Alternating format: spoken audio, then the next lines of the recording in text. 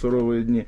Машу тапочком не просто так, а потому что я действительно выражаю и солидарность, и зависть по отношению к киргизскому народу, который народу и государству. Да, государство принадлежит киргизскому народу, нет такого, что киргиз говорит: Республика Кыргызстан не моя родина. Его родина, мы видели, как родина киргизов билась за этого пианиста, которого, соответственно, казахи схватили, пытали, заставили сознаться в том, что он за $200 участвовал в протесте. Естественно, мы, граждане Российской Федерации, которые не раз наблюдали и на примере журналистов «Комсомольской правды» в Белоруссии, и на примере Софьи Сапеги, и на примере того парня, который получил сколько, 11 лет в Беларуси за то, что озвучивал ролик, мы, естественно, глотая буквально скупую мужскую слюну, наблюдаем за тем, что вот, ну, понятно, там, при всем уважении, киргизы более бедные, киргизы более слабые, киргизов меньше, вот, но даже они, да, даже они оказываются более, что называется, защищенными, чем русский человек на ветру.